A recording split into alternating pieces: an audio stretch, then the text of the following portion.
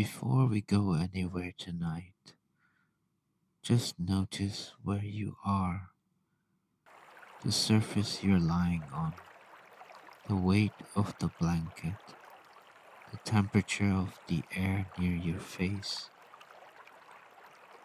You don't need to change any of it. You don't need to relax on command. We're simply going to take a journey together, and somewhere along the way, you'll find yourself drifting. Imagine, if you will, a river, not a rushing river, not a white water or churning rapids, a wide, slow river, the kind that moves with a quiet authority, as though it has been moving since long before anyone was here to notice it, and will continue long after. The light is low. It's that particular hour of early evening when the sky hasn't decided what it wants to be yet. Part gold, still, part the deep, bruised blue of coming night. The air smells of water and soft earth, that clean green smell that only rises from a river bank at the end of a warm day. You are standing on a small wooden dock. The planks beneath your feet are old and weathered, gray with age, smooth from years of footsteps, but solid. You feel their steadiness beneath your weight. To your left, a row of tall reeds lines the bank, their tips swaying just barely. In a breath of wind you can barely feel on your skin. And there, tied gently to a post at the end of the dock, is the boat. It's a riverboat, not large, not a vessel built for crossing oceans or carrying crowds. This is a boat built for exactly this: slow travel, long evenings on a wide river, the kind of journey measured not in miles but in light changes and bird song and the quality of silence. Its hull is painted a deep faded green, the color of moss on old stone. The paint is chipped in places, and where it's chipped, you can see older paint beneath, a layer of faded cream, and beneath that, something almost red, a history written in layers. A small covered cabin sits at the back of the boat. Its windows glow with warm amber light. A lantern hung inside, already lit and waiting. The roof of the cabin is low, curved like the shell of a tortoise, and on top of it, someone has left two terracotta pots planted with something green and trailing, their long stems moving grain gently with the boat's quiet rocking. You step off the dock, one foot, then the other. The boat accepts your weight with a slow, soft creak, a sound like the boat drawing a slow breath, and you feel the water moving beneath you. Not a frightening movement, a rocking, rhythmic, gentle, continuous, like being held. You move to the front of the boat, what sailors call the bow, and settle into a wide, low wooden chair that has clearly been placed here with intention. Its cushion is thick and faded, a pattern of small indigo flowers on cream cotton, worn soft from years of exactly this kind of sitting. You sink into it. Behind you, without any fuss, the rope is untied from its post. There is no engine sound. The boat simply begins to move, eased out by the current, the river accepting it gently, turning it so slowly toward the middle of the water that you almost don't notice the dock slipping away behind you. You look back once. The dock is already small. The reeds are a thin line of shadow. The bank is becoming something you are leaving behind. And ahead of you, the river opens wide, wide and calm and quietly glittering. The surface of the water reflects the last of the sky's gold, broken into long, shifting ribbons of light that trail from the boat's bow and dissolve back into the river behind you. You settle back deeper into the chair. Your hands rest in your lap. Your shoulders drop just a little away from your ears.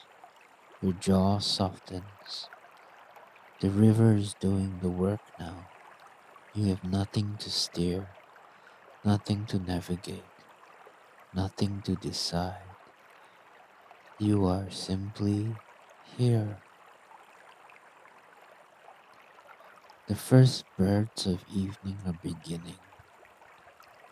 Somewhere in the trees along the far bank, a stretch of old willows, their branches trailing into the water like long fingers.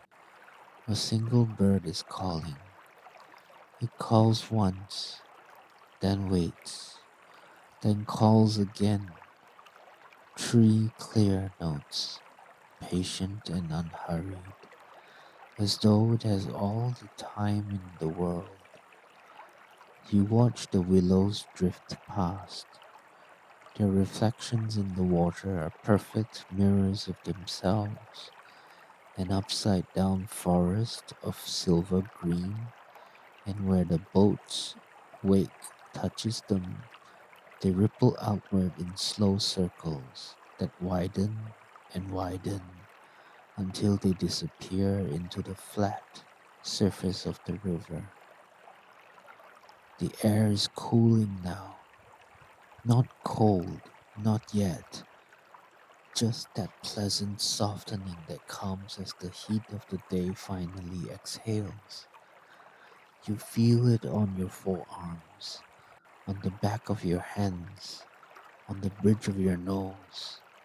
From inside the cabin behind you, you can smell something warm, something faintly sweet, perhaps chamomile, dried herbs in a small clay pot, perhaps simply the wood of the cabin holding the day's warmth and releasing it slowly back into the evening air.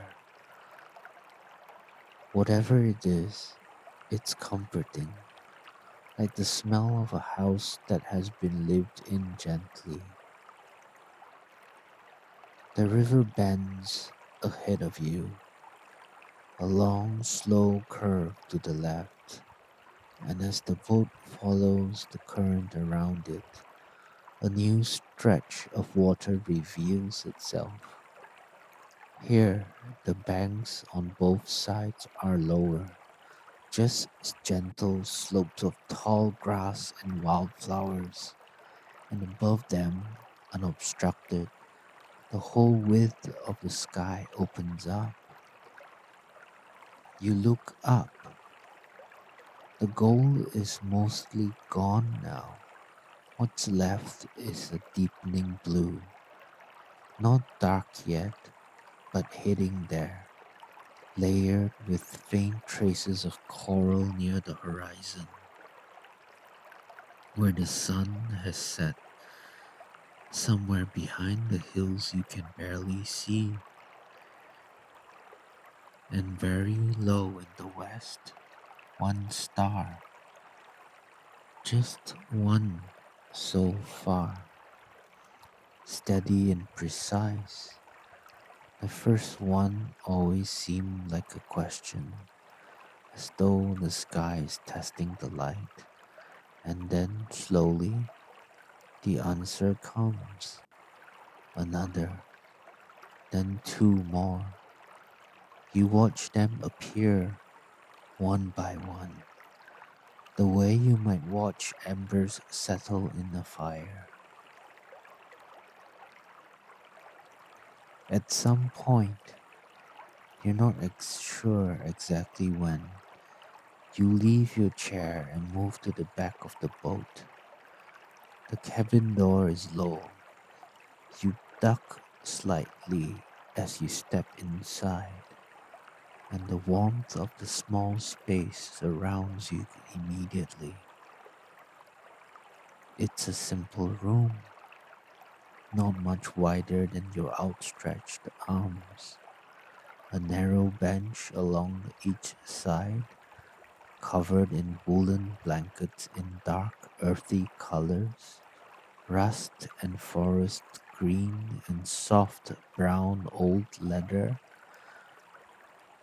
The lantern hangs from the center of the curved ceiling, a small brass lantern, its flame just large enough to fill the cabin with a warm, unsteady light that moves slowly with the boats rocking. On a small wooden shelf above the bench, someone has arranged a few things with care. A ceramic mug, painted with a pattern of small fish along its rim. A book lying face down and open, as though someone was reading it not long ago and set it down meaning to come back. A small bundle of dried lavender tied with cotton string. You settle onto the bench. The blanket is soft and slightly heavy, the kind of weight that feels reassuring, like a hand resting gently on your back.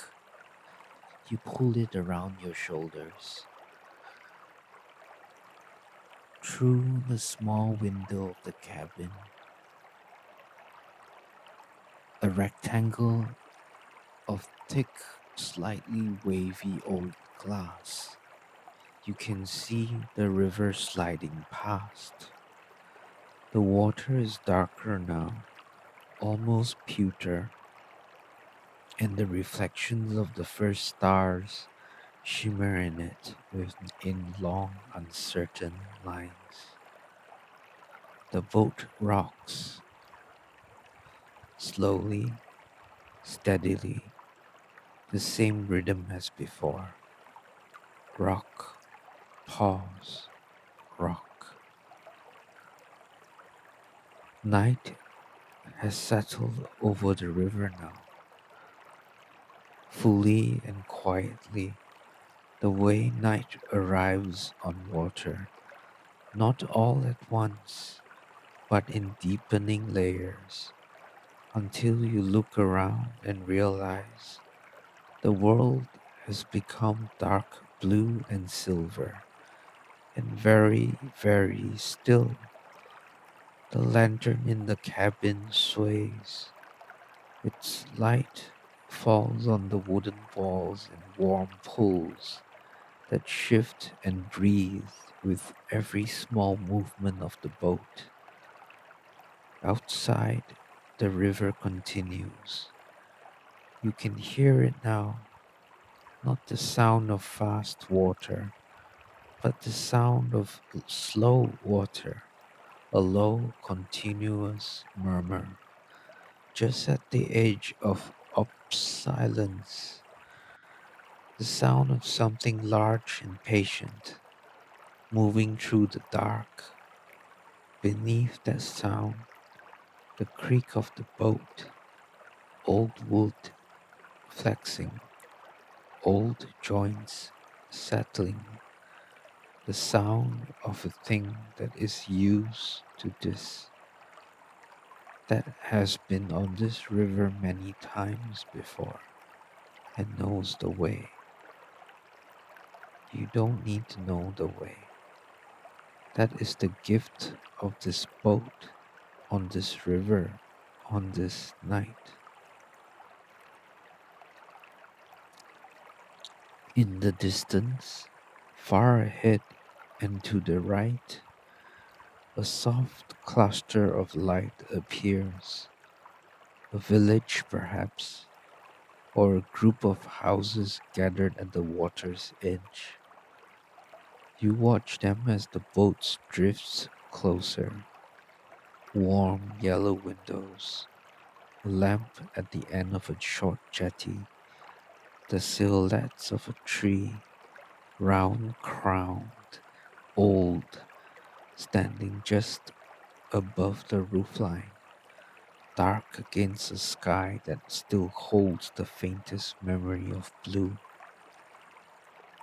As the boat passes, the sound of the place drifts out of over the water.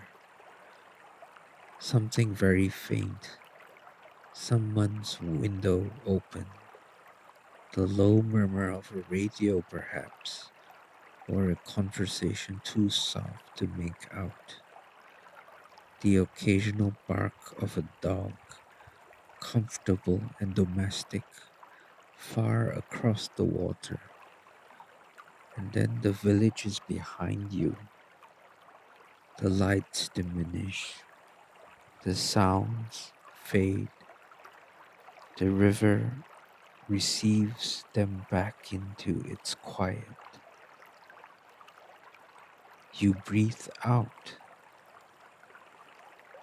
There is something deeply comforting about passing a place like that, seeing the lives inside those lit windows, knowing that someone in there is sitting by a fire, or washing dishes, or reading under a lamp, and that you are here on the water, passing through, untroubled by any of it, just passing through. There is a quality to a river that is unlike any other kind of water. The sea is vast and indifferent. A lake is contained, held. It knows its own edges. But a river is always in the middle of something, always mid journey, always between its source and wherever it is going. And when you are on a river, that quality belongs to you too. You are between things, between the day that is ending and the sleep that is coming, between the person who woke this morning with the weight of everything morning brings, and whoever you will be when you wake tomorrow. The river doesn't ask you to be either of those people right now. On the river, you are simply in motion, simply present, simply here. And if you are, there are things you're carrying with you, worries or tasks, or the residues of conversations that didn't go the way you hoped. Perhaps tonight you can imagine setting them down at the edge of the water. You don't have to resolve them. You don't have to let them go forever. Just set them down for now. Leave them on the bank and let the current carry you forward without them. They will be there when you need them. But tonight, they are not on the boat. Tonight, the boat is light.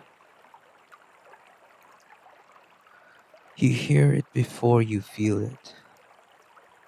A sound on the river's surface, a soft, increasing hiss, as though the water itself is whispering something in a language made entirely of small sounds. And then the first drops find the roof of the cabin. Soft impacts, one, then several, then many, until the rain is a continuous, low percussion on the curved wood above your head. Not a storm, not a downpour, a steady, even rain, the kind that settles in for the night and asks nothing of you. You pull the blanket a little tighter. Through the cabin window, the river has changed. Its surface, which was so still and mirror smooth, is now covered in the tiny rings of raindrops, hundreds of them, thousands of them, each one a perfect circle, expanding outward and dissolving, and the whole surface shimmers as though it is breathing. The lantern's light catches the rain on the glass and holds it in small beads, each one on a curved mirror holding the amber flame. You close your eyes for a moment just to listen. The rain on the roof, the rain on the water, the creak of the boat, the slow movement beneath you. These are all the sounds in the world right now. Everything else has gone quiet. With your eyes still closed, you notice how much you can hear. The rain is not one sound, it is many sounds layered over each other. The higher sound of drops hitting the roof directly above you, sharp and clean. The lower, broader sound of rain falling on the white surface of the river, a vast, soft murmuring in every direction. The occasional drip from somewhere at the corner of the cabin where a small amount of water has collected and is falling in a slow, irregular rhythm into something below. Drip, drip, drip. You notice how your body feels, heavy in the good way, the way a body feels at the end of a day that asks, something real of it. Your feet are still, your legs have released, your back has found the shape of the bench and stopped trying to hold itself upright.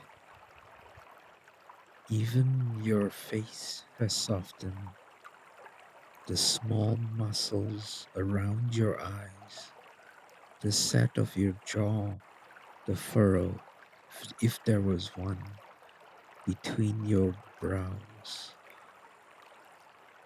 All of it slowly finding its way down. At some point during the rain, you're not sure when exactly, the river has widened. You can sense it even without looking. The quality of the sound has changed. The rain is falling on more water now, a larger body of it, and the sound it makes is deeper, more resonant, like a low continuous chord. When you open your eyes and look through the cabin window, you can see the bank has pulled far apart. What was earlier a river you might throw a stone across is now so wide that the far shore is merely a dark line, a suggestion of land at the edge of visibility. The rain blurs everything at the edges, the sky and the water and the distant shore all soften into each other. There is no horizon, only gradations of gray and blue and the deep, particular dark of midnight water. You are very small out here, and somehow that is the most comforting feeling in the world. To be very small on a very large thing, to be held by something that does not need anything from you. The river doesn't know your name. It doesn't know your worries. It simply carries you. On the small shelf in the cabin, beside the ceramic mug with the fish, you find a covered pot. Inside it is something warm, a simple thick broth, fragrant with ginger and something slightly sweet, the kind of thing that made to be eaten in exactly this situation, quietly on water in the dark. You pour it into the mug. You hold it in both hands. The warmth travels from your palms up through your wrists, along your forearms, a slow, spreading comfort that settles in the center of your chest. You drink slowly, sip by sip. There is no hurry. The rain is still falling. The river is still wide. The lantern is still burning its small, patient flame. You finish the mug, set it down gently on the shelf, and return to the blanket. Your whole body is warm now from the broth from the blanket, from the simple safety of being enclosed and carried while the rain falls outside. It is the middle of the night. The rain has softened, still present, but quieter now, more like mist than rain, the kind of precipitation that is barely there. You'd be unsure if you went outside whether it was falling or simply floating. The lantern is slower. Its oil has burned through the evening. There is less light now, and what remains is warmer, more amber, more like candlelight than lamplight. The shadows in the corners of the cabin are soft and still. Nothing moves except the lantern and the slow, patient rocking of the boat and the barely there drift of the blanket with each breath you take. Your breathing has slowed. You noticed it without trying to change it. Slower in, slower out, slower in, slower out. Sleep is a kind of river too. Something you don't make happen, only allow. You can't push yourself into sleep. You can't force the current. You can only make yourself comfortable enough, still enough, quiet enough to let the current find you. And it always does. Somewhere just below wakefulness, just under the surface of where you are right now, there is a place that is already calm, already slow, already dark and warm and held. You don't have to reach it. You just have to let yourself sink gently, a little at a time. And the way the boat sinks, just barely, into the water. In the gray distance, very far away, the far shore is coming. Not arriving, just coming. The way things come when you are not rushing toward them. You can see the shapes of trees against the sky. Tall, dark shapes. Old trees. The kind that were here before anyone thought to name them. Beyond the trees, a light. Not the light of a house or a town. A softer light.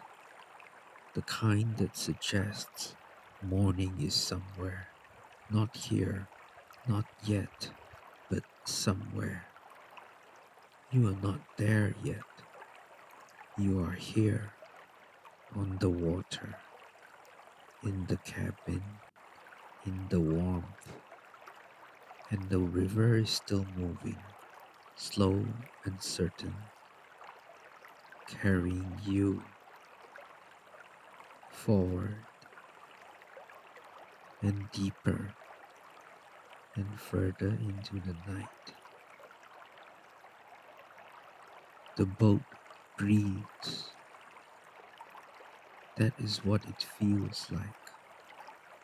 Every slow rock, every gentle rise and settle is a breath in out, in, out,